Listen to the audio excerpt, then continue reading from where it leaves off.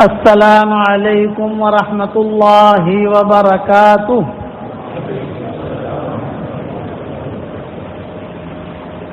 الحمد للہ نحمده ونستعینه ونستغفره ونؤمن به ونتوکل علیہ ونعوذ باللہ من شرور انفسنا ومن سیئات اعمالنا ونعوذ باللہ من شرور انفسنا ومن سیئات اعمالنا من يهده الله فلا مضل له ومن يضلله فلا هادي له ونشهد أن لا إله إلا الله وحده لا شريك له ونشهد أن سيدنا ومولانا محمدا عبده ورسوله صلى الله عليه وعلى آله وأصحابه وبارك وسلم تسليما كثيرا كثيرا. أما بعد فأعوذ بالله من الشيطان الرجيم. بسم الله الرحمن الرحيم. فاعلم أنه لا إله إلا الله واستغفر لذنبك وللمؤمنين والمؤمنات والله يعلم متقلبكم ومثواكم. صدق الله العظيم. وقال رسول الله صلى الله عليه وسلم من خاف أدلج ومن أدلج بلغ المنزل ألا إن سلعة الله غالية ألا إن سلعة الله الجنة أو كما قال عليه الصلاة والسلام. الحديث رواه الترمذي وقال حديث حسن صحيح. قابل احترام بھائیوں، دوستوں اور بزرگوں، 3 ذمہ داریاں اللہ تعالیٰ نے ہر مسلمان عاقل بالغ مرد اور عورت پہ رکھی. پہلی ذمہ داری یہ ہے کہ ہم اپنا دین سیکھیں. یہ سب پر ضروری ہے، کوئی مستثنا نہیں ہے. کوئی یہ نہیں کہہ سکتا کہ میں دین نہیں سیکھ سکتا ہوں، یہ نہیں ہوگا، سیکھنا پڑے گا آپ کو. دوسری ذمہ داری یہ ہے کہ ہم اپنے دین پر چلیں، یہ بھی ضروری ہے.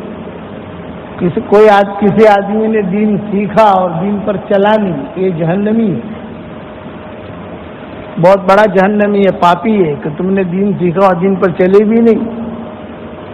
اور تیسری ذمہ داری یہ ہے کہ ہمارا دین دنیا میں پھیلے، ہم اس کی کوشش کریں.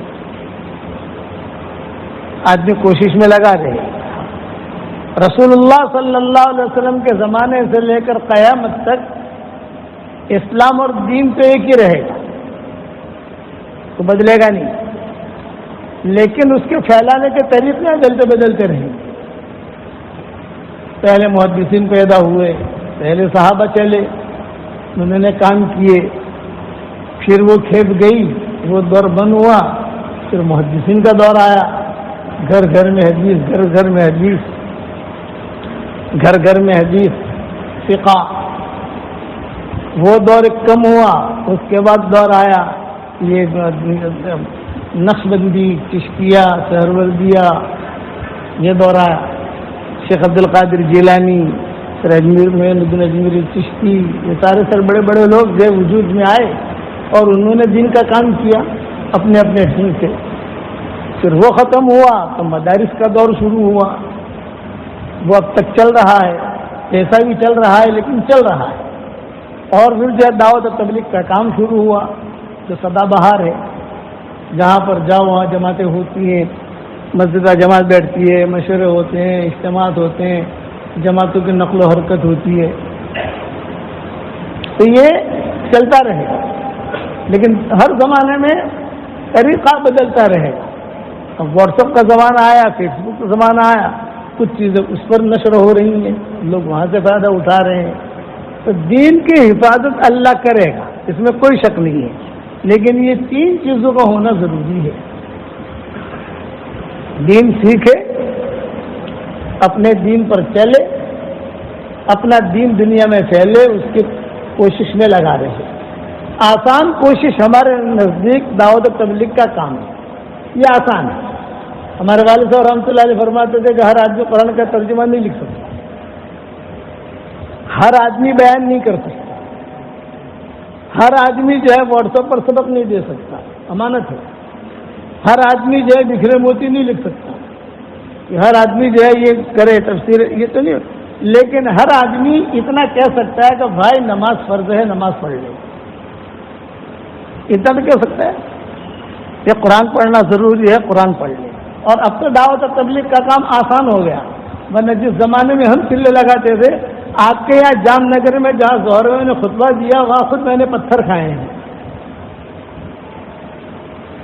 جہاں آج جو میں نے نکاح پڑھا ہے نا, وہاں میں نے خود پتھر کھائے ہیں. عمر ابن عبدالعزیز کا قصہ بیان کر رہا تھا, میرے ساتھ اربوں کی جماعت تھی, ابا نے بھیجی تھی, اور جو ہے مجھے خوب یاد ہے کہ عمر ابن عبدالعزیز کا قصہ اس وقت ہم بہت بیان کرتے تھے. حضرت عمر ابن عبدالعزیز کا قصہ وہ بیان کر رہا تھا, اور باہر سے پتھر پر پتھر, پتھر پر پتھر. میں تو اب وہ نمبر پتہ نہیں وہ ہے بدل گیا ہے تو میں نے غور سے دیکھا نہیں, لیکن 30 سال میں تو ایک نسل بدل جاتی ہے.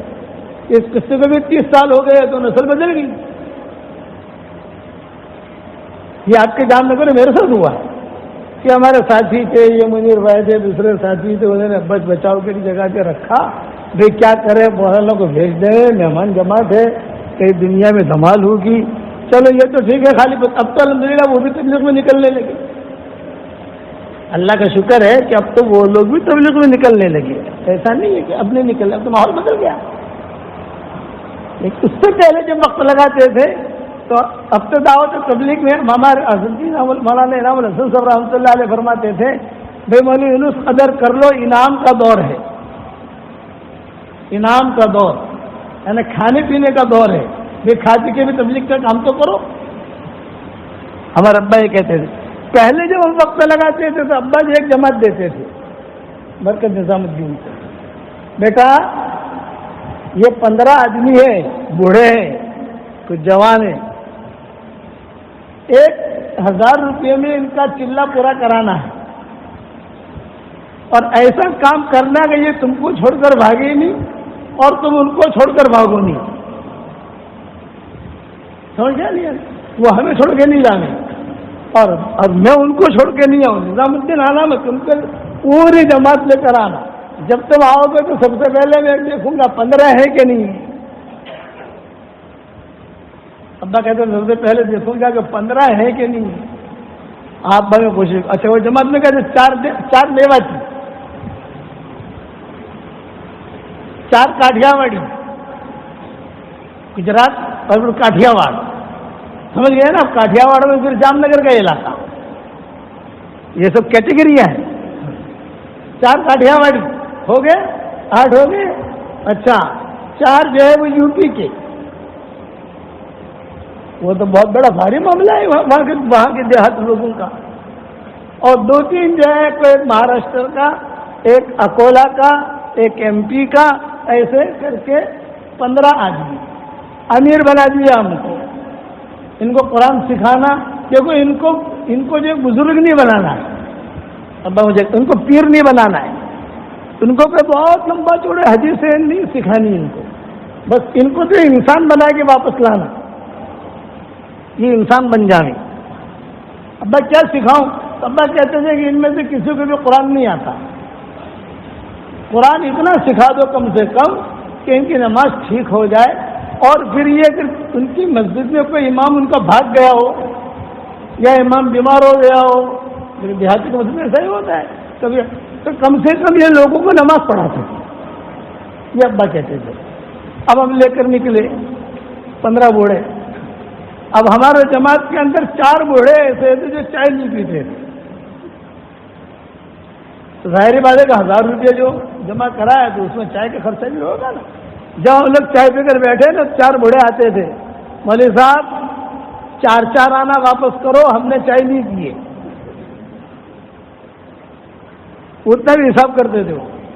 ارے بھی دیتے ہیں تعلیم میں تو بیٹھ جاؤ, ابھی تعلیم بعد میں, پہلے 4 آنا واپس کرو ہمارا. اچھا بھی 4 آنا واپس, ہم نے چائے نہیں پی.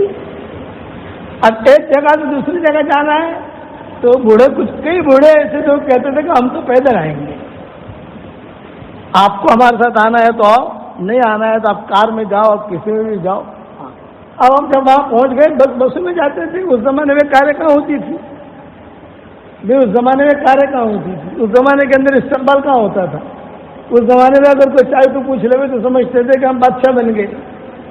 آپ کے یہاں جام نگر میں بھی ہم کو کوئی یہ پوچھ لے بھائی ہمارا کیا کھاوا کھاوا، اب جو آ جائے جموا ہمارا کیا، ارے بھائی دعوت آئی، دعوت دعوت دعوت۔ اب اللہ نے کیسا ہرا بھرا کر دیا، ماشاءاللہ، کھانا ہے، فروٹ ہے، مسجدیں ہیں، کاریں ہیں، یہ سب دعوت کے کام کی ابتدائی محنتیں جو ہوئی ہے اس کا نتیجہ ہے۔ اب ہم بس کے ذریعے پہنچے، وہ بوڑھے جو ہے پیدل پہنچے، وہاں جا کر مشورے میں بیٹھے، ان کا کوئی مشورہ نہیں، بس کے ٹکٹ کے کتنے پیسے ہوئے؟ 8 آنا، ہمارے 8 آنا واپس کرو، لو بھائی 8 آنا واپس تمہارا، چلو اب بیٹھیں گے تعلیم میں۔ اب تعلیم کرانے بیٹھے تو بوڑھے کہتے تھے ہم تو تھکے ہوئے، ہم تو سو جاتے ہیں، رات کو جو ہمارا دماغ ٹھیک ہوگا تو تعلیم کریں گے، آپ ہماری تعلیم کی فکر مت کرو، ہم خود تعلیم کر لیں گے۔ کیا کرو گے آپ؟ جماعتوں میں آج کی لڑائی کہیں پر ہوتی ہے کہ آج کھانا اچھا نہیں پکا۔ آج کل ہمارے جماعتیں جو یار آج کھاوا سادو نہیں بڑھائیں گے، آج کھانا اچھا نہیں پکا، آج اس پر لڑائی ہوتی ہے۔ ہماری اس جماعت میں کھانا اچھا پکنے پہ لڑائی ہوتی ہے۔ آج کھانا اچھا پکا، تیل زیادہ ڈالا، 5-6 الائچیاں زیادہ کی، خرچہ زیادہ ہوا۔ یہ دور تھا، اب وہ دور ختم ہو گیا۔ مجاہدے کے بعد آدمی جو ہے وہ بنتا ہے، اس میں حکمت، اخلاص، محنت یہ ضروری ہوتی ہے۔ اور آپ کو میں بہت اہم نصیحت کرتا ہوں، بہت اہم نصیحت، دل اللہ نے 2 قسم کے بنائے ہیں۔ یہ ہے تھوڑا گہرا مضمون، لیکن چہرے لگتے ہیں، کچھ علماء بھی ہیں، کچھ پرانے بھی ہیں، تو میری بات سمجھ پائیں گے، ورنہ اونچی باتیں کرو عام آدمی سمجھے نہیں تو کیا فائدہ۔ کہ دل جو ہے وہ 2 قسم کے ہیں، ایک دل کا نام ہے قلب سلیم، اور دوسرے دل کا نام ہے قلب سقیم۔ قلب سلیم کہتے ہیں بے داغ دل، جس دل کے اندر کوئی حسد نہیں، کوئی کینہ نہیں، کوئی بغض نہیں، کسی کی کوئی برائی نہیں، یہ قلب سلیم۔ اس کی ہر عبادت، ہر دعا، ہر چلہ، ہر مشورہ، ہر جوڑ، ہر 3 مہینہ اللہ قبول کرے گا، وعدہ ہے۔ الا من اتى اللہ بقلب سلیم، ہمارے پاس قلب سلیم لے کے جو آئے گا ہم اس کو اٹھائیں گے۔ اور ایک ہے قلب سقیم۔ قلب سقیم کا مطلب جس دل کے اندر حسد بھرا ہوا ہو، جس دل کے اندر کینہ بھرا ہوا ہو، جس دل کے اندر رذائل بھرے ہوئے ہوں، جس دل میں بدگمانیاں بھری ہوئی ہو، جس دل کے اندر کسی کے بارے میں کوئی کیچڑ بھرا ہوا ہو، اس کو کہتے ہیں قلب سقیم۔ تو جس دل کے اندر بھی یہ رذائل ہوں گے، سارے علماء کا اتفاق ہے کہ اس کی کوئی نیکی، کوئی عبادت بھی اللہ قبول نہیں کرے گا۔ ایک عالم کا بھی اختلاف نہیں ہے۔ میں علماء کا نام کیوں لیا؟ ہمارے یہاں بڑے علماء مولانا تھانوی شمار ہوتے ہیں، اور عربوں کے یہاں بڑے علماء میں ابن تیمیہ شمار ہوتے ہیں۔ عربوں کے یہاں وہ شمار ہوتے ہیں اور ہمارے یہاں یہ شمار ہوتے ہیں۔ ان سب نے اپنی اپنی کتابوں میں لکھا ہے کہ بیمار دل، یعنی جس دل میں مغرب کی نماز ہم نے پڑھی اور دل کے اندر بھرا ہوا ہے کچرا، تو فرشتے کیا لکھے گا؟ مغرب کی نماز اس نے پڑھ لی، اوکے، یہ تو اوکے ہو گیا۔ اس کی جو نیکیاں ملے گی وہ نیکیاں بھی آ جائے گی، لیکن قبول نہیں کرے گا اللہ۔ نیکیاں ملنا ہماری شریعت میں بہت آسان ہے، نیکیاں کمانا تو بہت آسان ہے، قبول کرانا مشکل ہے۔ اسی لیے اللہ نے قرآن میں فرمایا انما يتقبل اللہ من المتقین، ہم تو تقوی والوں کا قبول کرتے ہیں۔ اس لیے آدمی جو بھی دین کا کام کرے، چاہے دعوت تبلیغ کا کام کرے، چاہے واٹس ایپ کے سبق کا کام کرے، چاہے قرآن کا ترجمہ لکھے، چاہے تفسیر لکھے، چاہے مدارس چلائے، چاہے خانقاہ چلائے, چاہے مکاتب چلائے, جو بھی دین کا شعبہ ہے وہ کرے, قلب سلیم کے ساتھ کرے تو وہاں قبول ہوگا. قلب سقیم کے ساتھ کرے گا تو نیکیاں ملے گی, لیکن قبول نہیں. قبول نہیں کا مطلب کیا ہے؟ قبول نہیں کا مطلب یہ ہے اس نیکی کا اثر نہیں نکلے گا. مثلا نماز, بے نماز پڑھتے ہیں تو نماز کا اثر کیا ہے؟ بے حیائی کے کاموں سے روکتی ہے.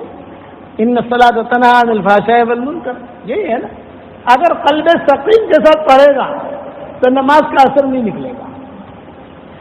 ہاں, نماز کی نیکی مل جائے گی. تو نیکی ملنا تو ہمارے شریعت میں سب سے آسان ہے. میاں بیوی کی طرف محبت کی نگاہ سے دیکھو, میاں بیوی کی طرف محبت کی نگاہ سے دیکھو اور دیکھ کر مسکراؤ تو اللہ بھی آسمانوں پر مسکراتی ہے. کتنا آسان ہے. گھر جا کر عمل کر لینا کہ آج مولانا نے وظیفہ بتایا ہے. میاں بیوی ایک دوسرے کی طرف دیکھیں محبت کی نگاہ سے اور دونوں مسکرائیں. اتنا ہی کرنا ہے نا. تو پہاڑ تو نہیں کھودنا ہے یار, کوئی مسجد تو نہیں بنانی, کوئی 3 چلا تو دینا نہیں ہے وہاں پر. صرف دیکھنا ہے محبت سے اور مسکرانا ہے. تو حدیث شریف میں آتا ہے یہ عمل کو دیکھ کر اللہ بھی مسکراتے ہیں. گھر جا کر عمل کرنا اور دل کی سلامتی کے ساتھ عمل کرنا, یہ نہیں کہ مول صاحب نے گھدوس ہے نا اطلاحوس ہو پر تاری ماری لڑائی جیسے یہ سے بھی تاری ماری بھی لڑائی سے یہ نہیں. قلب سلیم کے ساتھ. میرے والد صاحب رحمۃ اللہ علیہ فرماتے تھے کہ بیٹا قلب سلیم کے ساتھ جو عمل ہوگا وہ اللہ اپنے ہاتھ میں لے لے گا, اور قلب سقیم کے ساتھ جو عمل ہوگا اللہ اسے پھینک دے گا. نیکی دے گا, نیکی لے لو, کوئی بات نہیں, آپ نیکی لے لو. فرشتہ لکھ دے گا کہ عشاء کی نماز پڑھ لی اس نے, یہ سب ہو جائے گا. بیوی کے منہ میں لقمہ دو تو صدقے کا ثواب. بتاؤ, نیکی کرنا اتنا آسان ہے. میاں ماں باپ کی طرف محبت کی نگاہ سے دیکھو, مقبول حج کا ثواب. کتنا آسان ہے. حدیث شریف میں ایک دعا سکھائی حضور صلی اللہ علیہ وسلم نے, اگر آدمی وہ دعا پڑھ لے تو دنیا میں جتنے مسلمان مرد اور عورتیں ہوں گی ان سب کے برابر اللہ اسے نیکیاں دے گا. کتنا آسان ہے.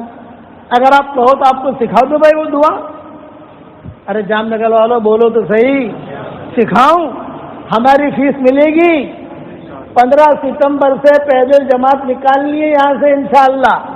کون کون تیار ہے پیدل جماعت کے لیے؟ خالی ہاتھ اوپر کر لو تاکہ میں دعا سکھاؤں. 1 2 3 4 اور 5 اور 10 تو نام دے دو یار, میں اتنا دور سے آیا تمہارے لیے. 5 اور چاہیے, 5 اور چاہیے. اتنا تو ہم پر احسان کرو. آج یہ ہو گیا 6 اور بتاؤ 4 کون ہے؟ 4 یہ 7 اور بتاؤ خالی ہاتھ اوپر کرو. 15 ستمبر سے پیدل جماعت نکال لی یہاں سے انشاءاللہ. ارے یار ہم نے تمہارے شہر میں پتھر کھائے اور میرے والد نے بھی چکر کھائے یہاں اور میں نے بھی چکر کھائے یہاں. اب جب یہ باغ ماشاءاللہ جمع تو ہمیں ہدیہ دینا چاہیے نہیں ہدیہ دینا چاہیے؟ تو ہم لفافہ تو مانگتے نہیں آپ سے چندہ تو مانگتے نہیں. ہم تو کہتے ہیں بھی دین پر چلو اور دین کا کام کرو گے انشاءاللہ. اب پڑھو میرے ساتھ, ربنا اغفر لی ولوالدی وللمؤمنین یوم یقوم الحساب. کروڑ مرتبہ قسم کھا کے کہتا ہوں, جس نے یہ دعا پڑھی اس کے اکاؤنٹ میں اس دنیا میں جتنے مسلمان مرد اور عورتیں ہیں ان سب کے برابر نیکیاں آ گئی. اتنا آسان کیا ہے حضور نے.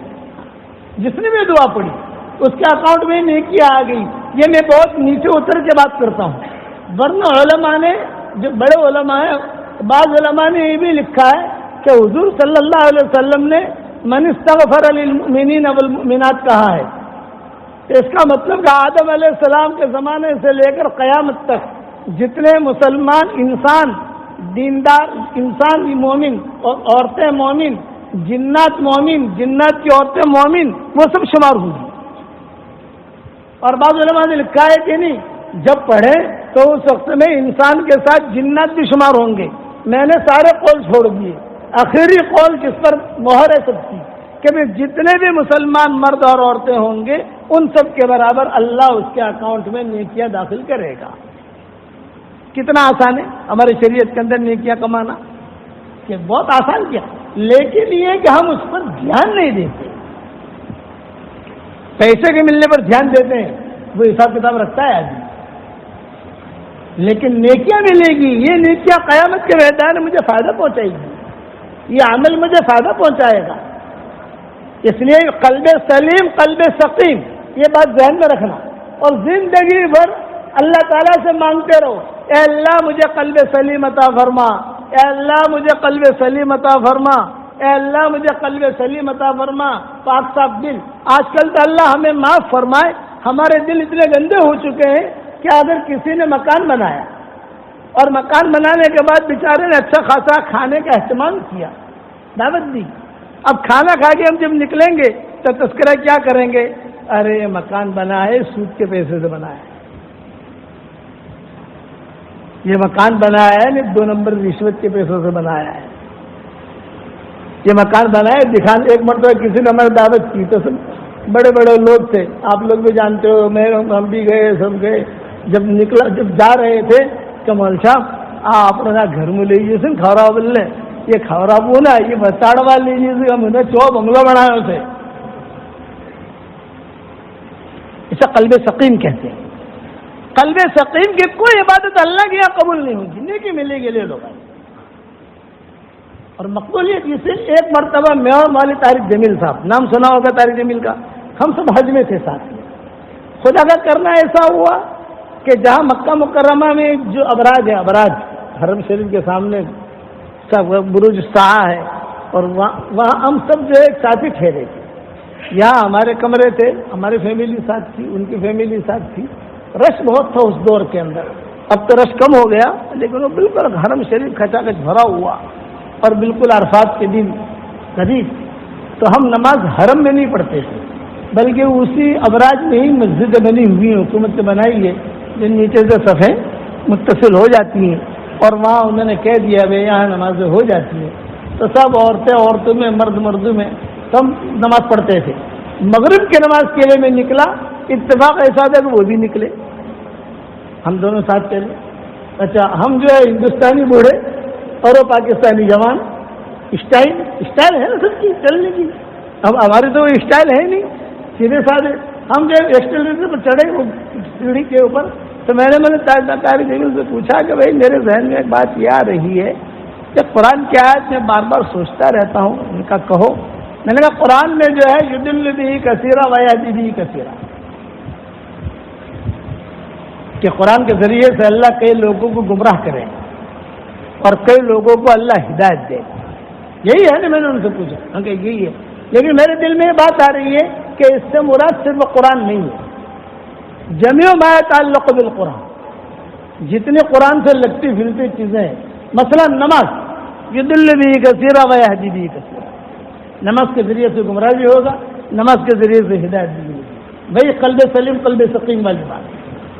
اسی طریقے سے تصنیف 40 ومن امیون لا یعلمون الکتاب الا امانی، دوسری جگہ فویل للذین یکتبون الکتاب بایدیہم، فویل للذین یکتبون الکتاب بایدیہم، لکھتے اپنے ہاتھ سے، نیت کچھ اندر ہو نا، ان کے لیے ویل ہے، ہلاکت ہے. تصنیف 40 یضل بہ کثیرا ویہدی بہ کثیرا. انہوں نے کہا رائٹ، ان کا جو بولنے کا اسٹائل ہے، حق. ہم سیڑھی کو چڑھ رہے ہیں، سیڑھی لمبی تھی، حق. میں نے کہا اسی طریقے سے حج عمرہ، یضل بہ کثیرا ویہدی بہ کثیرا. میں نے کہا اسی طریقے سے چلہ، میرے طرف دکھائیں گے، ارے یار ہاں، یضل بہ کثیرا ویہدی بہ کثیرا. اس چلے سے گمراہ بھی ہوگا اور اس چلے سے ہدایت بھی ملے گی. اسی طریقے سے مشورہ، یضل بہ کثیرا ویہدی بہ کثیرا. انہوں نے کہا رائٹ، جیسے انگوٹھا کرتے ہیں نا. اسی طریقے سے میں نے کہا مشورے، یضل بہ کثیرا ویہدی بہ کثیرا. تو انہوں نے 2 انگوٹھے دکھائے، رائٹ. کوئی میرا ذہن اس طرف گیا نہیں تھا. میں نے کہا قرآن میں دیکھ لو کہ یضل بہ کثیرا ویہدی بہ کثیرا سے جمیع ما یتعلق بالقرآن، یہ جملہ انہوں نے مجھے کہا کہ اس کا مطلب یہ ہے کہ جمیع ما یتعلق بالقرآن، تہجد یضل بہ کثیرا ویہدی بہ کثیرا، نمازیں یضل بہ کثیرا ویہدی بہ کثیرا، دینی امور جتنے ہیں، مدارس یضل بہ کثیرا ویہدی بہ کثیرا. اس لیے یہ ذہن میں رکھنا کہ ہماری جو عبادتیں، ہماری جو محنتیں، ہمارے مشورے، ہمارے چلے، یہ اللہ کے یہاں قبول ہونے چاہیے، ورنہ حشر کے میدان میں کیا ہوگا؟ وَبَدَا لَهُم مِّنَ اللَّهِ مَا لَمْ يَكُونُوا يَحْتَسِبُونَ، اللہ کے سامنے کھڑے ہوں گے تو اللہ کہے گا میرے لیے تم کچھ لائے نہیں، خالی ہاتھ رہے گا آدمی۔ چلے بھی ہو گئے، 3 چلے بھی ہو گئے، مدارس بھی بنا دیے، اللہ تعالیٰ پوچھیں گے آنکھوں میں آنکھیں ڈال کر، بتا میرے بندے تو کیا لایا؟ میں کہوں گا اللہ پاک تھوڑی بار ابھارو، ہمارا ماحول لینا ہوں، اللہ پاک تھوڑی بار ابھارو، ہمارے مسجد میں امیر صاحب سے جمع ان کو لے کے آتا ہوں، اللہ کہیں گے نہیں، آپ بتاؤ آپ کیا لے کر آئے؟ اس پر صحابہ روتے تھے۔ آج تو اللہ معاف فرمائے، بھائی برا مت ماننا جام نگر والوں، برا تو نہیں مانو گے، برا مت ماننا، یا میں دل کھول کے بات کرتا ہوں، اس لیے کہ میں نے تمہارے جام نگر کی گلیوں میں بہت کام کیا ہے، بہت گھوما ہوں۔ وہ عرب ہمیں کہتے تھے کہ اب شیخ یہاں گشت کریں گے، ارے میں نے کہا تو کہتا ہے گشت کریں گے، وہاں تو سب جو ہے نا اپنے کو مار ڈالیں گے۔ بولے حضور کو ہی پتھر پڑا تھا طائف میں، اسے وجہ پتھر مار رہے تھے، ہاں تو وہ عرب تھے، تو انہوں نے کہا چلو آج طائف کی سنت زندہ ہوگی۔ وہ عرب مجھے کہتے تھے آج طائف کی سنت زندہ ہوگی، کہیں تمہیں لگا تو نہیں؟ ان میں اللہ کو شکر ہے لگا نہیں، کہیں وہ پتھر مارتا تھا تو یوں ہی ہو جاتا تھا، یوں ہی ہو جاتا تھا۔ اس لیے میں کلیئر کہتا ہوں کہ بھائی کوئی بھی کام کرو تو اللہ تعالیٰ سے یہ کہو کہ اللہ یہ میں تیرے لیے کر رہا ہوں، مشورے میں بیٹھو، اپنی نیت ٹھیک کرو، دل میں میل لے کر مت بیٹھو، اپنا مدرسہ چلاؤ دل میں میل لے کر نہیں۔ کہ ہمارا ایک ہفتہ پہلے، ابھی ایک ہفتہ بھی نہیں ہوا ہے، 5 دن ہوئے ہیں، دارالعلوم دیوبند میں ہمارا گئے تھے ہم، دارالعلوم دیوبند وقف جامعۃ الشیخ، تو وہاں پر بھی میں نے یہی بات کی، جو لوگ ملنے کے لیے آئے تھے، جہاں پروگرام ہوا، میں نے کہا قلب سلیم قلب سقیم بھی یاد رکھنا، ورنہ حشر کے میدان میں اللہ اینٹ دے دے گا ہاتھ میں۔ ابا کہتے تھے کہ اینٹ دے دے گا، لو تم نے کچھ نہیں کیا، ہمارے لیے کرو، ہاں ہمارے لیے تھوڑا بھی کرو گے ہم اس کو بڑھائیں گے۔ اصل خلوص نیت ہے، آدمی کے دل میں جو نیت ہوتی ہے اللہ کا معاملہ اس سے قبول ہوتا ہے۔ آج ٹرین میں آتے آتے، آج کل ہمارا بیان چل رہا ہے واٹس ایپ کے اوپر سخاوت کا، تو سخاوت پر ٹرین میں آتے آتے پارٹ نمبر 29 میں نے ریکارڈ کرایا، ٹرین میں آتے آتے، ٹرین لیٹ تھی، میں نے کہا اپنا کام کر لوں، میں ایک ریکارڈ کرایا۔ نجم الدین ایک بہت بڑے گورنر تھے، دل کا اخلاص آدمیوں کو کہاں سے کہاں تک پہنچا دیتا ہے۔ بڑی عمر ہو گئی، شادی نہیں کرتے تھے، اور بڑے گورنروں میں ان کا شمار ہوتا تھا۔ ظاہر بات ہے کہ جب گورنر ہے تو ان کے رشتہ دار بھی سب گورنر ہی پر تھے، بڑے لوگ تھے، تو رشتہ دار جمع ہوئے، اور رشتہ داروں نے جمع ہو کر کہا کہ نجم الدین آپ شادی کیوں نہیں کرتے، شادی کرو۔ بولے میں شادی کروں لیکن میری شان کے مطابق مجھے لڑکی نہیں ملی۔ ارے بھائی تمہاری شان کیا ہے؟ آسمان سے ٹپکنی چاہیے، یہ تمہاری شان ہے کہ آسمان سے آوے تو میں شادی کروں، حور آوے تو شادی کروں؟ مجھے لگا نہیں میں سمجھتا ہوں کہ یہاں جو دنیا میں جو فرشی حور ہے اسی سے کرنی پڑے گی، عرشی حور تو یہاں ملے گی نہیں، یہ ہماری بیویاں جو ہے یہ فرشی حور ہے، فرشی حور، زمینی حور۔ تو بتاؤ تمہاری چوائس کیا ہے؟ تو ان کے جتنے بھی رشتے دار تھے ان لوگوں نے کسی نے کسی بادشاہ کی شہزادی پیش کر دی، کسی نے کسی عالم کی بیٹی پیش کر دی، کسی نے، تو سب کو انہوں نے ریجیکٹ کیا، نہیں یہ میری شان مجھے پسند نہیں ہے۔ کیسی لڑکی پسند ہے؟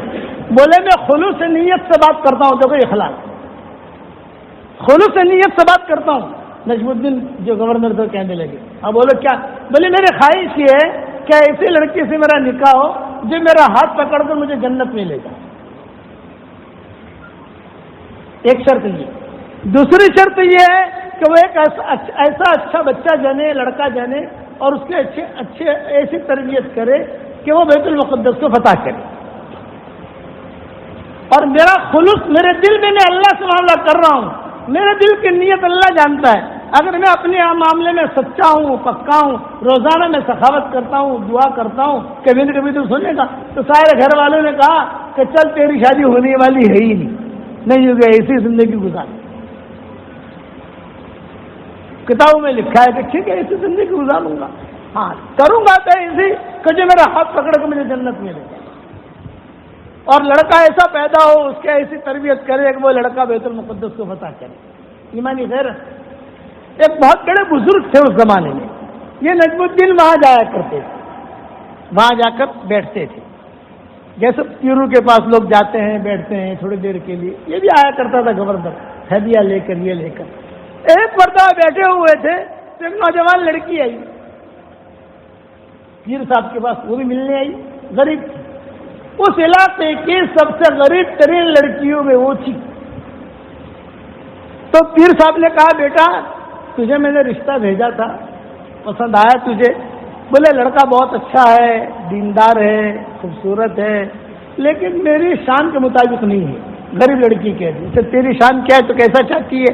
بولے میں ایسا لڑکا چاہتی ہوں کہ جو ایسا شوہر چاہتی ہوں جو میرا ہاتھ پکڑ کر مجھے جنت میں لے جائے، اور اس کے ذریعے سے اللہ مجھے ایک ایسا لڑکا دے میں اس کی بہترین تربیت کروں اور وہ لڑکا بیت المقدس کو فتح کرے. نجم الدین کی بھی یہی تمنا ہے، یہ گورنر ہے اور یہ فقیر ہے، دونوں کی خواہش ایک ہے اور اللہ کے ساتھ معاملہ کر رہے ہیں. نجم الدین نے کہا کہ حضرت میں بھی ایسی لڑکی چاہتا ہوں، آپ میرا نکاح پڑھا دیجیے. چنانچہ مختصر مجلس کے اندر گورنر تھا، مختصر مجلس میں دونوں کا نکاح ہوا اور اسی لڑکی کے پیٹ سے صلاح الدین ایوبی پیدا ہوئی. یہ آج ہی میں نے ریکارڈ کرایا ہے، تمہارا جام نگر کے حساب میں ہے سبق.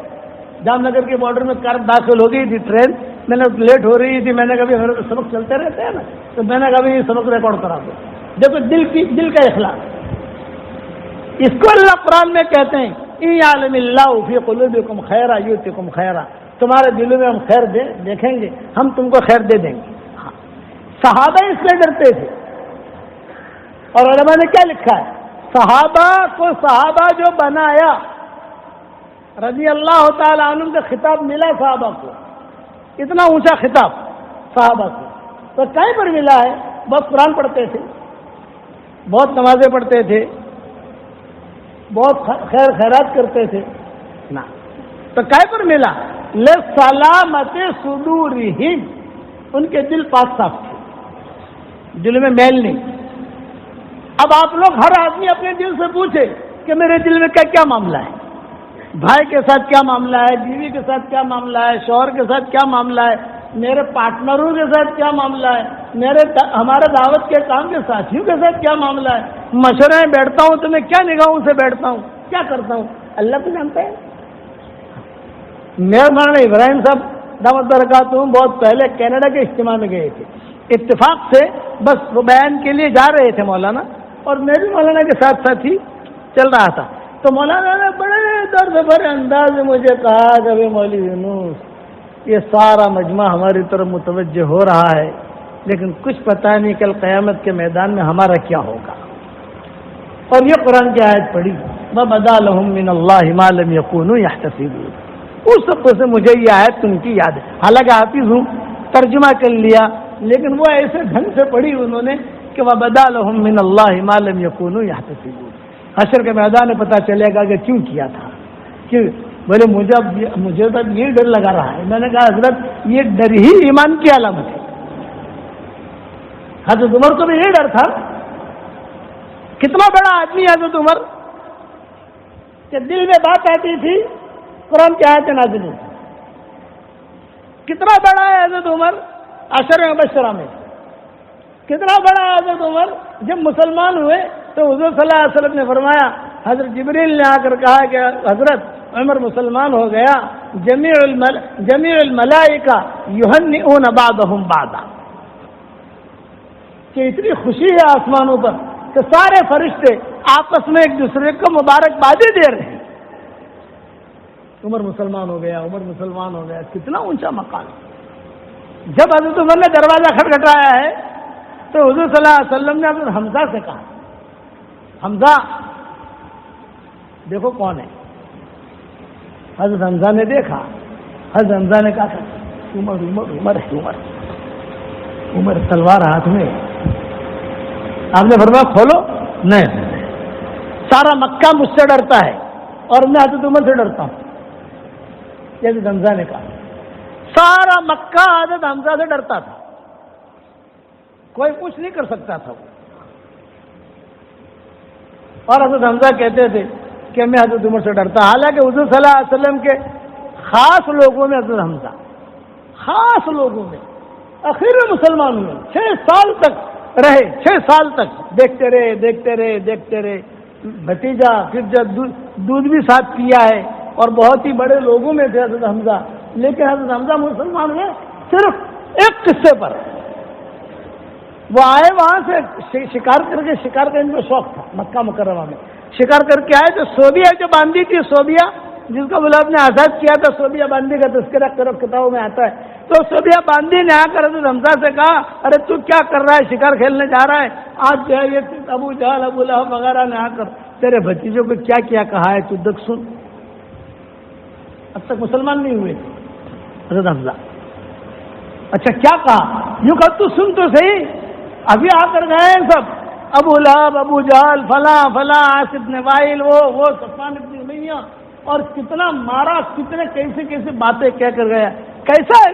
اچھا تو میں سنوں تمہیں پتہ چلا اس نے یہ کہا.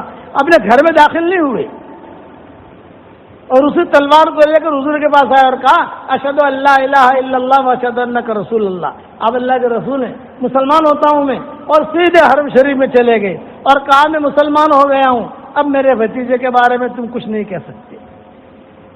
سارا مکہ سہم گیا کہ حمزہ مسلمان ہو گیا. اس پر حضرت حمزہ کہتے تھے سارا مکہ مجھ سے ڈرتا ہے, میں عمر سے ڈرتا ہوں کہ ان سے ٹاپ کوئی نہیں تھا.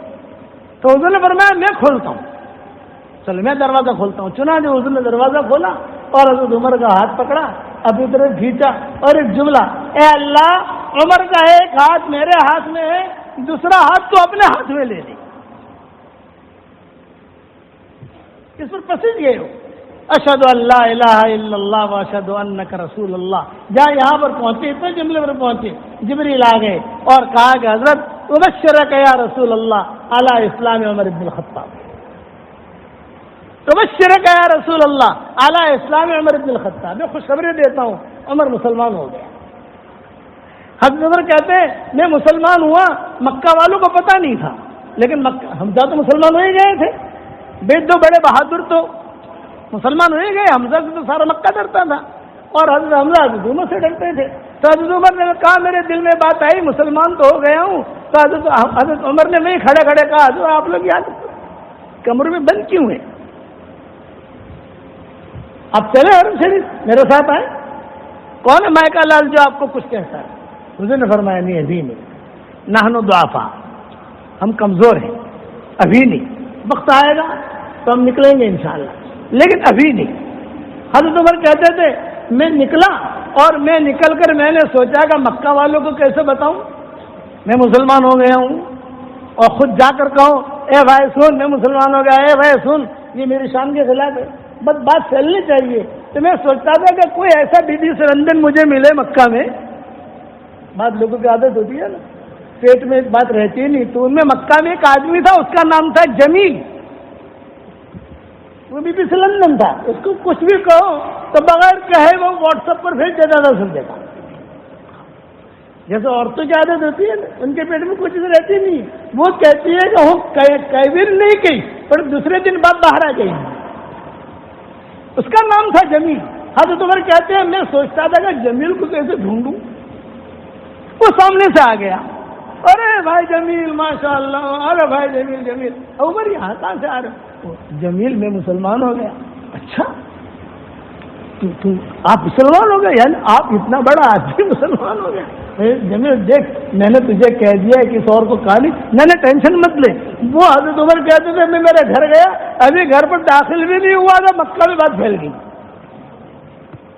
عمر مسلمان ہو گیا, عمر مسلمان ہو گیا, عمر مسلمان ہو گیا.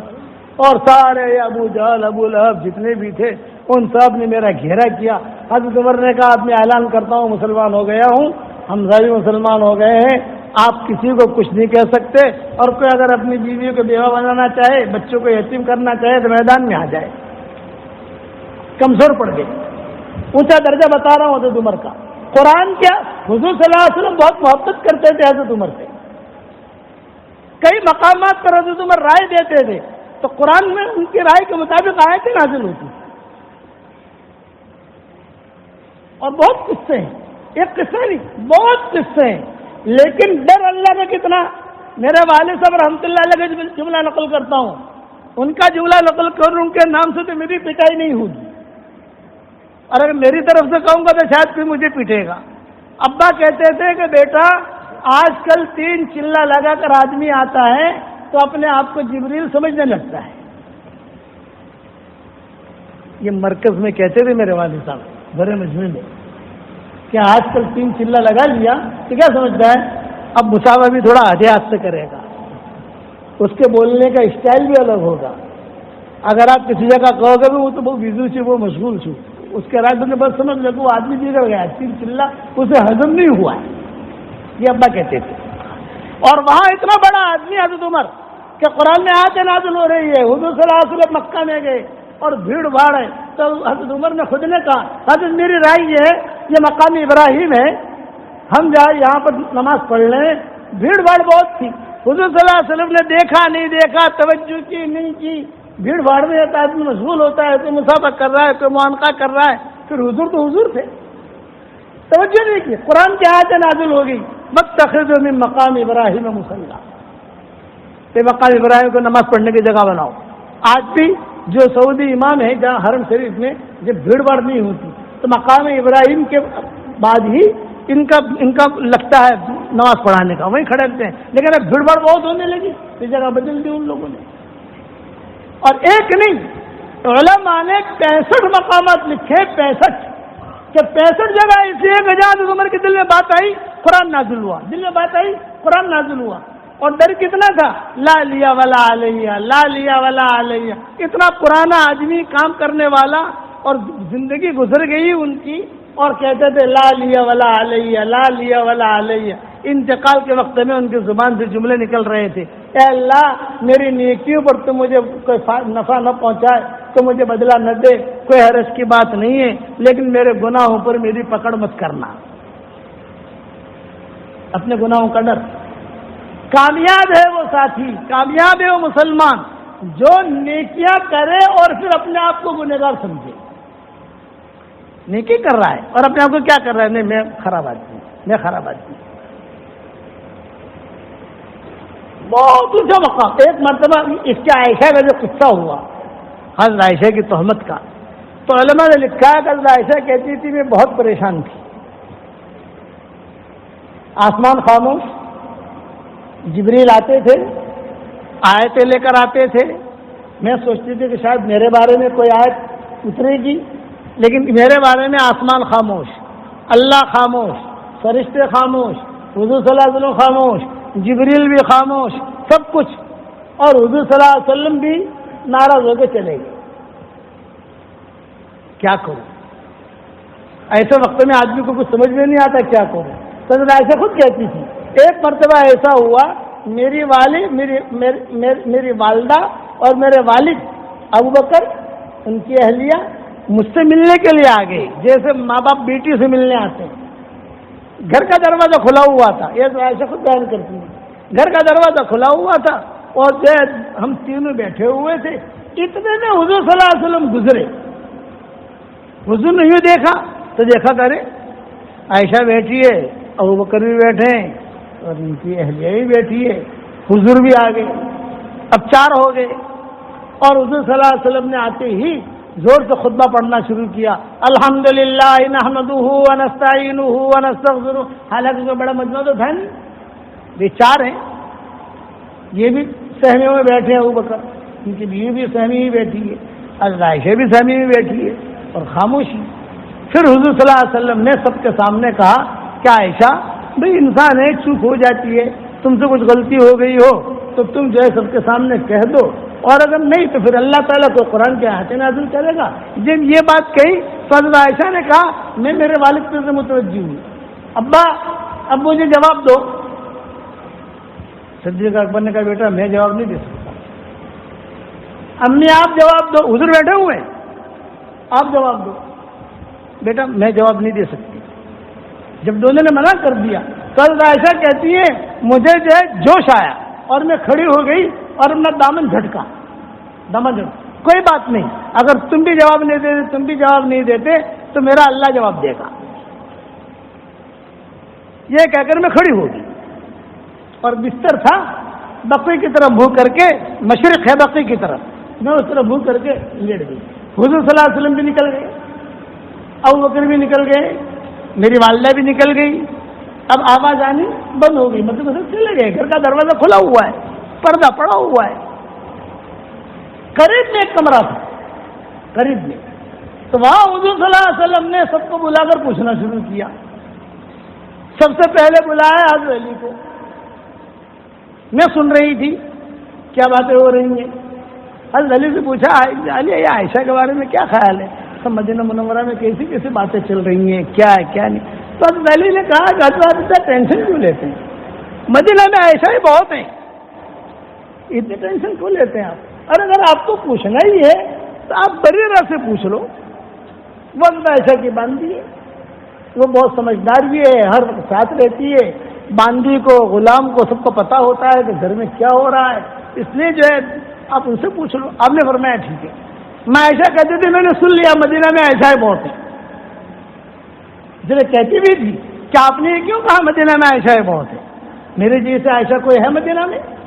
پھر میرے جیسے عائشہ کوئی ہے مدینہ میں؟ بہت، لیکن میری جیسے عائشہ. آخر تک ناراض بھی نہیں.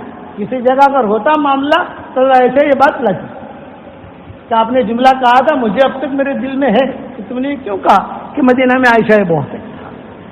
اب بریرہ آ گئی. بریرہ مجھے پہچانتی ہو؟ ہاں ہاں. میں کون ہوں؟ اللہ کے رسول. سچ سچ بتاؤ گی؟ اللہ ایسے کہہ رہی تو سن رہی. سچ سچ بتاؤ گی؟ ہاں بتائیے حضرت. بتاؤ، جھوٹ مت بولنا. حضرت میں کیوں جھوٹ بولوں؟ کہ بتاؤ عائشہ کے بارے میں کیا خیال ہے؟ تو حضرت بریرہ نے کہا ہی طیبہ، ہی صالحہ، ہی طاہرہ، پاک صاف ہے، بہت اچھی لڑکی ہے، بہت اچھا ہے. تم نے کوئی قصور دیکھا؟ ہل رأیت منہا شیئا، کیا کوئی چیز کوئی دیکھی ہو جو آنکھوں کو اچھی نہ لگے، جو دل کو اچھی نہ لگے، معاشرے میں اچھی نہ ہو؟ ایسی کوئی چیز تم نے دیکھی؟ اور میں کوئی چیز میں نے دیکھی نہیں ہے، لیکن عائشہ کا ایک قصور ہے، ایک قصور. تراوی کہتے ہیں جب بریرہ نے کہا کہ ایک قصور تو حضور یوں بیٹھ گئے. ہاں کیا قصور ہے، کیا قصور ہے؟ سمجھ گیا؟ تو بریرہ نے کہا قصور یہ ہے کہ وہ آٹا گنتی ہے اور آٹا گننے کے بعد سو جاتی ہے تو بکری آ کر آٹا کھا جاتی ہے. یہ بریرہ نے کہا بھائی آٹا گنتی ہے اور آٹا گننے کے بعد کو ٹھیک ٹھاک کرنا چاہیے نا، پیڑا بنانا چاہیے، روٹی لگانی چاہیے. کتنی وہ آٹا گندا اور جو ہے اس کو طبیعت میں کمزوری آئی، یہ ہوا تو لیٹ گئی تو بکری آ کر آٹا کھا جاتی ہے. آپ نے فرمایا خیر یہ تو کوئی قصور کی بات نہیں ہے. عبد الرحمن ابن عوف کو بلایا، حضرت عثمان کو بلایا، حضرت دوسرے جو کہ صحابہ کے نام مجھے یاد رہے نہیں، سب کو بلایا. ادھر ایک ایک کو بلاتے رہے، ہر ایک نے جوابات دیے اور سب سے بڑے بڑے عجیب عجیب جوابات دیے. اب تو میرے پاس وقت نہیں ہے کہ سارا قصہ بیان کروں، مجھے تو حضرت عمر کی فضیلت بیان کرنی ہے. آخر میں بلایا حضرت عمر کو. حضرت عمر کہتے تھے کہ میں باہر بیٹھا ہوا تھا اور یہ اندر جاتے تھے آتے تھے، اندر جاتے تھے آتے تھے، تو میرے دل میں آیا کہ میرا بھی نمبر آئے گا، مجھے بلائیں گے تحقیق کے لیے. اور میں ایسا کہتی تھی مجھے نیند کہاں تھی، میں تو لیٹے لیٹے سب سن رہی تھی، میں تو لیٹے لیٹے سب سن رہی تھی. یہ جواب دے رہا ہے، جواب دے رہا. عبد الرحمن ابن عوف نے بہت اچھا جواب دیا. آخر میں آئے حضرت عمر. جب حضرت عمر رضی اللہ تعالیٰ عنہ آئے تو حضور صلی اللہ علیہ وسلم سے خود حضرت عمر نے کہا حضرت میں باہر بیٹھا بیٹھا دیکھ رہا ہوں کئی لوگ آ رہے ہیں جا رہے ہیں، کئی لوگ آ رہے ہیں جا رہے ہیں، عائشہ کا کچھ مسئلہ ہے؟ آپ نے فرمایا ہاں.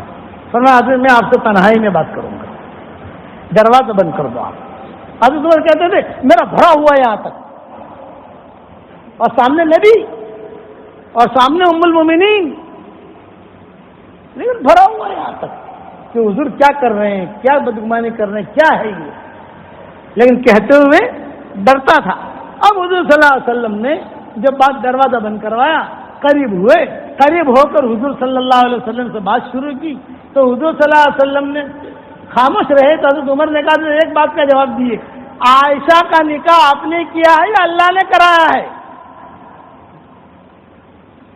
اللہ نے کرایا ہے۔ اچھا، آپ کے اوپر کوئی گندی مکھی نہیں بیٹھ سکتی تو اللہ آپ کے حرم کے اندر گندی عورت لائے گا؟ نہیں۔ سوچنے لگے حضور، اور آپ نے ہمیں کئی مرتبہ کہا ہے کہ حضرت جبریل آئے ایک کشت لے کر اور اس میں دلہن بیٹھی ہوئی ہے، عائشہ میں نے جو گھونگھٹ اٹھایا تو عائشہ تم تھی۔ یہ آپ نے کتنی مرتبہ ہمارے سامنے بیان کیا؟ ہاں میں نے بہت مرتبہ بیان کیا ہے۔ یہ قصے حضرت عمر نے کہے۔ حضرت عائشہ کہہ رہی تھی، میں سن رہی تھی اور میں رو رہی تھی کہ یہ آج تو ڈھنگ کی بات کر رہا ہے۔ پھر حضرت عمر نے کہا سبحانک ھذا بہتان عظیم، سبحانک ھذا بہتان عظیم، یہ بہت بڑا بہتان ہے۔ اتنا زور سے کہا کہ ساری مسجد نبوی جو ہے وہ ایک دم سے گونج اٹھی۔ میں ایسا کہتی تھی، میں بھی گونج اٹھی اور میں بھی رونے لگی۔ اور قرآن کی آیتیں نازل ہوئی اور قرآن کی آیت میں یہی آیت نازل ہوئی، سبحانک ھذا بہتان عظیم۔ قیامت تک جو ہے کہ آیت محفوظ ہوگی، سبحانک ھذا بہتان عظیم۔ اتنا اونچا آدمی تھا حضرت عمر، بہت احترام کرتی تھی۔ جب حضرت عمر کا انتقال کا وقت آیا تو حضرت عمر نے اپنے بیٹے عبداللہ ابن عمر سے کہا بیٹا میں جا رہا ہوں، حضرت عائشہ کے مکان میں حضور صلی اللہ علیہ وسلم مدفون ہے، ابوبکر مدفون ہے، میری خواہش ہے کہ میری قبر بھی وہاں بنے، لیکن میں امیر المومنین ہوں، میں فیصلہ نہیں کر سکتا، اس لیے کہ جگہ میری نہیں ہے، وہ جگہ حضرت عائشہ کی تحویل میں ہے۔ بس تم عائشہ سے جا کر میرا سلام کہو، اور میرا سلام کہنے کے بعد ان کو کہو میرے والد کی یہ خواہش ہے، اگر کہیں مجھے وہاں دفن کرنا، اور اگر نہ کہیں تو مجھے عام مسلمانوں کے قبرستان میں دفن کرنا۔ عبداللہ ابن عمر آئے حضرت عائشہ کے پاس، زندہ تھی۔ امی جان بات کرنا چاہتا ہوں، آ جاؤ آ جاؤ آ جاؤ۔ پردہ پڑا رہتا، بیٹھو ابن عمر۔ باندھی کھجورے لے کر آئی، پانی لے کر آئی۔ کیوں آئے ہو؟ تو عبداللہ ابن عمر نے کہا ابا نے بھیجا ہے۔ اچھا بتاؤ ابا کا کیا حال ہے؟ تو عبداللہ ابن عمر نے کہا اعلیٰ وشک الموت، اعلیٰ باب الموت، موت کے دروازے پر ہیں، اب مرے تب مرے۔ تو کیوں آئے ہو؟ کہ فرمایا ان کی خواہش یہ ہے کہ ان کی قبر آپ کے کمرے میں بنے، اگر آپ اجازت دیں۔ تو کتابوں میں لکھا ہے فسکتت عائشہ، حضرت عائشہ خاموش رہی، جواب نہیں دیا۔ جب جواب نہیں دیا تو عبداللہ ابن عمر سمجھے کہ شاید ارادہ نہیں۔ عبداللہ ابن عمر نے کہا امی جان میں جا رہا ہوں، میں بیٹھو انتظار کرو، محل بیٹھو۔ پھر حضرت عائشہ نے کہا اس جگہ کے بارے میں سب سے پہلے میری خواہش تھی کہ میری قبر بنے یہاں، میں نہیں تو عبد الرحمن ابن عوف کی قبر بنے، وہ احسان ان کا، عبد الرحمن ابن عوف کا، وہ نہیں تو عثمان کی قبر بنے۔ یہ تین کی میرے ذہن میں بات تھی کہ میری قبر بنے یا عبد الرحمن ابن عوف کی قبر بنے یا حضرت عثمان کی قبر بنے، لیکن اب میرے دل میں بات آئی کہ عمر ہوا حق، عمر زیادہ حقدار ہے، میری طرف سے اجازت۔ بس حضرت عبداللہ ابن عمر آئے اور عبداللہ ابن عمر نے یہ بالکل موت کی ہچکیاں لے رہے تھے اور آنکھیں کھول رہے تھے، پہچانتے تھے لوگوں کو لیکن بول نہیں پاتے تھے۔ تو آتے ہی عبداللہ ابن عمر نے کان سن نہیں پاتے تھے، کان میں کہا مبشرک یا بتا، ابا جان خوشخبری دے رہا ہوں، اماں نے اجازت دی ہے۔ تو عمر کیا کہہ رہے ہیں مرتے وقت میں؟ ہو سکتا ہے اس لیے اجازت دی ہو کہ میں امیر المومنین ہوں، بیٹا میرے دنیا سے جانے کے بعد میں مقروض بن کر جا رہا ہوں۔ 84,000 کا قرضہ تھا جب حضرت عمر کا انتقال ہوا ہے۔ آج ہے کوئی پرانا جس کا اتنا قرضہ ہو؟ 84,000 کے مقروض تھے حضرت عمر۔ بیٹا میں دنیا سے جا رہا ہوں اور میں 84,000 کا مقروض ہوں، تو میرے مرنے کے بعد میرا قرضہ چکا دینا، فلاں کا اتنا، فلاں کا اتنا، فلاں کا اتنا، فلاں کا اتنا، اور بیٹا مجھے دفن کرنا وہاں، لیکن میرے جنازہ جب لے کے جاؤ وہاں ایک مرتبہ اور اجازت لے لینا، شاید میرے ڈر کی وجہ سے اجازت دی ہو، امیر المومنین میں عام مسلمانوں میں سے ہوں، پھر ایک مرتبہ اجازت لینا اور یہ کرنا نصیحتیں کی۔ انتقال ہو گیا حضرت عمر کا، دفن ان کو جو ہے کفنایا، اور جہاں پر آج کل صلاۃ السلام پڑھتے ہیں وہیں پر جو ہے جنازہ رکھا. اور عبداللہ ابن عمر نے اعلان کیا میرے ابا کا انتقال ہو چکا ہے، فلاں کا اتنا قرضہ ہے، فلاں کا اتنا قرضہ ہے، فلاں کا اتنا، فلاں کا اتنا، فلاں کا اتنا، میرے ابا مقروض بن کے مرے ہیں، وہ ساری ذمہ داری میری ہے، میرے ابا کو تم معاف کر دو، سارا قرضہ میں چکاؤں گا. جب یہ جملہ کہا ہے تو پورے مسجد نبوی میں رونے کی آوازیں آئیں. ارے اتنا زبردست کسرا قیصر کے خزانے آئے، یہ آدمی مقروض بن کے مرا. میرے والد صاحب رحمۃ اللہ علیہ فرماتے تھے یہ قلب سلیم والے تھے، ان کے چالاکیاں نہیں تھی. اتنا پرانا آدمی، عاشرہ مبشرہ، اللہ نے کہہ دیا جنتی ہے. آج تک خواب میں کوئی جنت کی بشارت دے دے نا تو آدمی اڑنے لگتا ہے کہ میں نے خواب میں دیکھا کہ ایک آدمی کہہ رہا ہے یہ آدمی جنتی ہے. خلاص گیا کرنا ورنہ کچھ نہیں، اور خواب کی دنیا میں اڑنا. اور وہاں حضور کہہ رہے ہیں کہ جنتی ہے، کئی مرتبہ کہہ رہے ہیں جنتی جنتی جنتی. چنانچہ بعد صاحب نے اعلان کیا ہم نے تجھ کو بھی معاف کیا، تیرے ابا کو بھی معاف کیا، ایک درہم بھی ہم نہیں لے سکتے، اگر لیں گے تو حشر کے میدان میں حضور کو کیا منہ دکھائیں گے ہم. پھر حضرت عبداللہ بن عمر نے نہیں کھڑے کھڑے یا ام المومنین، یا ام المومنین، یا ام المومنین، اے ام المومنین حضرت عائشہ میرے ابا آ گئے ہیں، اب اگر آپ اجازت دیں تو ہم دروازے سے داخل کر کے وہاں قبر کھودنے کی تیاری کریں. آج کی اجازت کی ضرورت ہے، بھیڑ بہت تھی، آواز پہنچ نہیں رہی تھی. حضرت عائشہ وہ کمرے میں سے سامان لے کر جب تک حضور کی قبر رہی، حضرت ابوبکر کی قبر رہی، حضرت عائشہ اپنا سامان نہیں رکھتی، کہتے تھے کہ میرا تو پردہ ہے نہیں دونوں سے. حضرت عمر کی جب قبر بنی اپنا سامان ہٹا لیا وہاں، کیا میرا پردہ ہے یہاں. یہ تقویٰ تھا، حالانکہ نیچے سے کوئی آدمی دیکھتا نہیں ہے، لیکن یہ تقوی کا معیار تھا. حضرت عائشہ کا سارا سامان وہاں سے ہٹایا. حضرت عائشہ پہلے ہٹا چکی تھی، کوئی آواز نہیں آئی ام المومنین اجازت دیں تو میرے والد کے لیے ہم قبر کھودنے کی تیاری کریں، یہ کریں.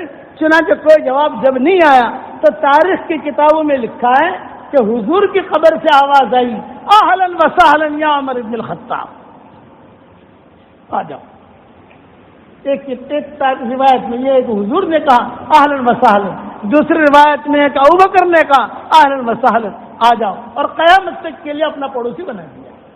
آج جہاں سارے مسلمان جاتے ہیں تینوں کو سلام کرتے ہیں، السلام علیکم یا رسول اللہ، السلام علیکم یا ابا بکر، السلام علیکم یا عمر. قیامت تک کے لیے اپنا پڑوسی بنا دیا. اتنا اونچا آدمی، اور مرتے وقت ایک جملہ کہتے تھے لا لیا ولا علیہ، لا لیا ولا علیہ، لا لیا ولا علیہ. جب بیمار تھے مرض الموت میں حضرت علی حسن حسین کو لے کر آئے، حسن حسین کو، اور حضرت عمر جو دیکھ رہے ہیں زمین پہ لیٹے ہوئے دیکھ رہے ہیں. تو اب حضرت علی نے کہا عمر موت سے ڈرتا ہے، یہ جملہ کہا. بیٹے دونوں ساتھ تھے. عمر موت سے ڈرتا ہے. حضرت عمر نے کہا واللہ لا اخاف من الموت، خدا کی قسم میں موت سے نہیں ڈرتا، میں اس سے ڈرتا ہوں کہ موت کے بعد میرے ساتھ کیا معاملہ ہوگا، کہ میرے مرنے کے بعد میرے ساتھ معاملہ کیا ہوگا. اس لیے کہ میں انسان ہوں، چکے ہوئی ہے، انسان سے چپ ہوتی ہے. اسی لیے عمر اٹھتے بیٹھتے کہتے تھے اے اللہ معاف کر دے. جب کام بہت پھیلا تو کتابوں میں لکھا ہے جنگل میں مسجد نبوی کے باہر ایک چادر بچھائی اور ایک اینٹ رکھی اور لیٹ گئے. اور جبکہ سارے بر اعظموں میں دن پھیل گیا اور خوب کام کر رہے تھے قافلے، چنانچہ لیٹ گئے اور آسمان کی طرف دیکھ کر کہنے لگے کہ اللہ بوڑھا ہو گیا ہوں، میری رعیت بڑھ گئی ہے، میرا کام بڑھ گیا ہے، اب مجھ سے برداشت نہیں ہوتا، جب بھی میرا تیرے پاس آنے کا وقت آئے تو خوشی خوشی مجھے تیرے پاس بلا دے، اب میں تھک گیا ہوں. کیسے عمر کہتے تھے. اس لیے میں مختصر طور پر یہی بات میں نے عرض کی کہ بھائی آدمی کام کرے ڈرے بہت، آدمی ڈرتا رہے. کرو گے انشاءاللہ بھائی؟ اب آپ کو میں ایک ہدیہ دینا چاہتا ہوں، قبول کرو گے انشاءاللہ بھائی؟ ارے جام نگر والوں قبول کرو گے؟ ایک ہدیہ دینا چاہتا ہوں، اور انشاءاللہ میرے اس ہدیے پر عمل کرو گے تو آپ کو فائدہ بہت ہوگا انشاءاللہ. اور وہ ہدیہ میری طرف سے ہدیہ ہے. الحمدللہ دنیا میں جہاں پر بھی میں نے لوگوں کو بتایا سب نے عمل کرنا شروع کیا، بہت فائدہ ہوا۔ صحیح حدیث شریف میں آتا ہے 10 مرتبہ کوئی آدمی اگر سورہ اخلاص پڑھنے کی عادت ڈالے تو جنت میں ایک محل تیار ہو جاتا ہے۔ یہ صحیح روایتوں میں آتا ہے۔ حضرت عمر سے حضور صلی اللہ علیہ وسلم نے کہا تھا، عمر 10 مرتبہ سورہ اخلاص یعنی قل هو اللہ احد اللہ الصمد لم یلد ولم یولد ولم یکن لہ کفوا احد کو پڑھ، جنت میں بنگلہ تیار ہو جائے گا، محل تیار ہو جائے گا۔ حضرت عمر کہتے تھے کہ 10 مرتبہ پڑھوں اور ایک محل؟ فرمایا ہاں۔ تو حضرت میں تو بہت بناؤں گا۔ بھائی فوٹو کیوں کھینچتے ہو بھائی؟ فوٹو میں تو بہت بناؤں گا، میں بہت بناؤں گا۔ آپ نے فرمایا بنا، تیرے اندر طاقت ہونی چاہیے۔ تو میں ایک وظیفہ دیتا ہوں، بدرین کی تعداد کتنی تھی بھائی؟ 313۔ اور روزانہ 313 مرتبہ سورہ اخلاص پڑھنے کی عادت ڈالو روزانہ۔ یہ میرا ہدیہ جو ہے یہ جاندار بھی ہے، یہ شاندار بھی ہے، یہ مالدار بھی ہے اور یہ دیندار بھی ہے۔ اس کا نام ہی یہ 4 نام ہے۔ کتنے نام بھائی؟ 4۔ دیندار، جاندار، شاندار، مالدار۔ پہلے دیندار کا نام لو تاکہ دین وجود میں آوے۔ دیندار، جاندار، شاندار، مالدار۔ روزانہ 313 مرتبہ پڑھو گے تو انشاءاللہ روزانہ 31 بنگلے، 31 محل۔ قصر کا جملہ آتا ہے، قصر کہتے ہیں محل کو، ہم بنگلہ کہتے ہیں سمجھانے کے لیے، جانے بہت بڑا گھر سمجھ لو۔ 31 محل روزانہ تیار ہو جائیں گے انشاءاللہ، اور کوئی انکم ٹیکس والا نہیں آئے گا۔ دنیا میں اگر آپ نے 2 فلیٹ بھی خرید لیے نا 2 کروڑ کے تو میسج آ جاتا ہے نہیں آ جاتا؟ کیا چیز تمہارے پاس سے پیسہ آ گیا، حساب آپ روزانہ 31 محل جنت میں تیار کرو، کوئی انکم ٹیکس والا آئے گا نہیں، لیکن انشاءاللہ بھلا ہوگا تو وہ بھی اس میں داخل ہو جائے گا۔ بناؤ گے انشاءاللہ؟ قرآن میں جتنے صورتیں ہیں سب صورتوں میں سورہ اخلاص کی جتنی فضیلتیں ہیں اس سے زیادہ فضیلت کسی صورت کی نہیں ہے۔ حضور صلی اللہ علیہ وسلم نے اتنی فضیلتیں بیان کی ہے مختصر۔ 3 مرتبہ سورہ اخلاص پڑھو، 1 قرآن پڑھنے کے برابر ثواب۔ 10 مرتبہ پڑھو تو 3 قرآن پڑھنے کے برابر ثواب تو ملے گا ہی ملے گا، وہ تو پکا ہے ہی، لیکن ایک بنگلہ بھی تیار ہو جائے گا۔ کیا برا سودا ہے بھائی؟ میں کہتا ہوں جام نگر میں آپ نے بہت پراپرٹیاں بنائی کہ نہیں بنائی؟ بہت فلیٹ خریدے۔ پہلے میں آیا تھا جام نگر اتنا بڑا نہیں تھا، جام نگر تو ہم گشت کر لیتے تھے، اب تو گرین پارک بن گیا، یہ بن گیا، یہ مال بن گیا، وہ مال بن گیا، ہمارے محنت جام نگر تو ماشاءاللہ امن نگر بن گیا ہے۔ یہ دیکھو کہاں لوگوں نے بلڈنگ بنا، پہلے اتنا نہیں تھا۔ ہم جب آئے یہاں پر، ہم یہاں آپ کے یہاں سمندر ہے، سمندر پر ٹہلنے بھی جاتے تھے، وہ عورت کہتے تھے ہم اتنا سمندر دکھاؤ، تو ساتھی میں وہاں بھی لے جاتے تھے۔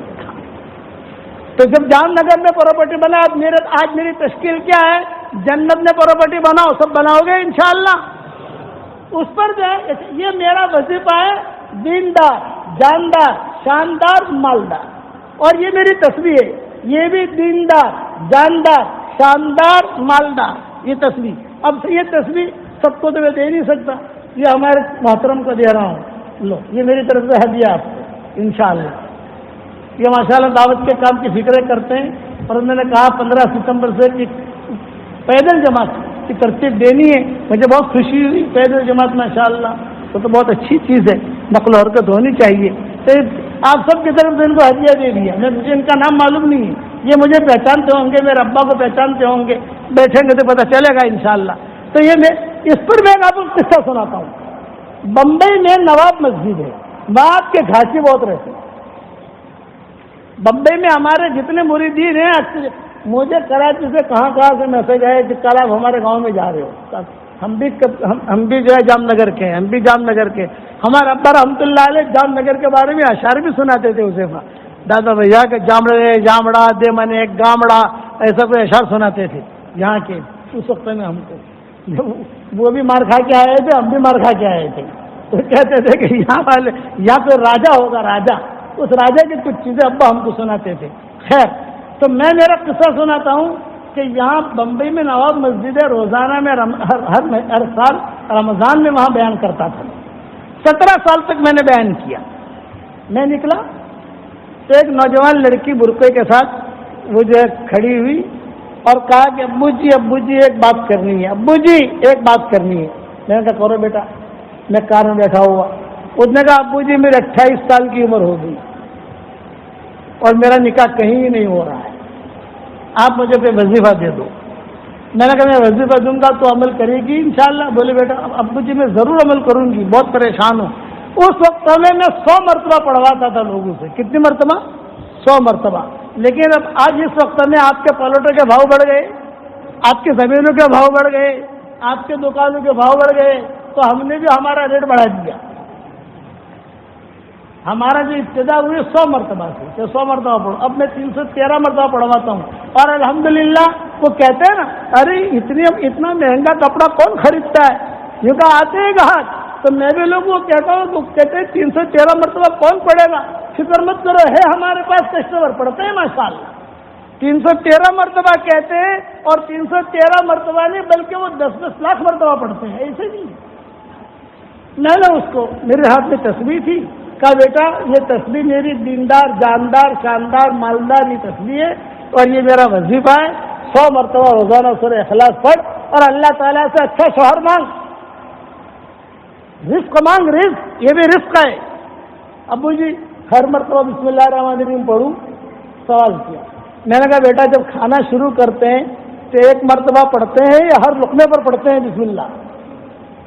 ایک پہلی مرتبہ۔ میں نے کہا بس ہر لقمے پر بسم اللہ پڑھی گی تو کیا کھائے گی تو؟ اس لیے جب کھانا شروع کرتے ہیں ایک مرتبہ پڑھتے ہیں، جب تو شروع کرے سورہ اخلاص ایک مرتبہ پڑھ لے، 25 مرتبہ پڑھ لیا، پھر 25 مرتبہ پڑھنا ہے تو پھر بسم اللہ پڑھ، پھر 50 مرتبہ پڑھنا ہے، لیکن ہر مرتبہ پڑھنا ضروری نہیں ہے۔ اور تو اللہ سے روزی مانگ، میرے لیے بھی دعا کر، تیرے لیے بھی دعا کر، جا۔ تسبیح میرے ہاتھ میں تھی، میں نے کہا بیٹے یہ میری تسبیح ہے، دیندار جاندار شاندار مالدار، یہ بھی تو لے لے، اس کو ہدیہ۔ اس نے جو اپنے سر پہ رکھی، اور اب ابو جی میں ضرور کروں گی، روتی ہوئی چلی گئی۔ 1 سال کے بعد گیا تو میں بیٹھا کار میں، وہی لڑکی جو ہے تصویر یوں لے کر کھڑی ہے۔ آدمی اپنی کار پہچان لیتا ہے نا بھائی، آدمی اپنے اسکوٹر پہچان لیتا ہے کہ نہیں؟ آدمی پہچان لے تو میں میری تصویر پہچان لی، ارے یہ تو میری تصویر ہے، برقعے میں تو پہچانی نہیں جاتی کون خاتون ہے۔ ہاں، اور ایک لڑکا اس کے گود میں، اس کے بغل میں۔ میں نے کہا ابو جی یہ دیندار جاندار شاندار مالدار یہ آپ کی تصویر، وظیفہ میں نے کیا، اللہ تعالیٰ سے میری روزی مانگی، اللہ نے مجھے بہت اچھا شوہر دیا، اور اللہ نے مجھے لڑکا بھی دیا، اور ابو جی بہت خوش ہوں، اور اللہ نے بہت مال بھی دیا۔ میں نے کہا دیکھ اللہ نے مال دیا ہے تو اسٹاک مت کرنا، اسٹاک کرے گی تو اسٹاک ہو جائے گا، خرچ کرتی رہنا۔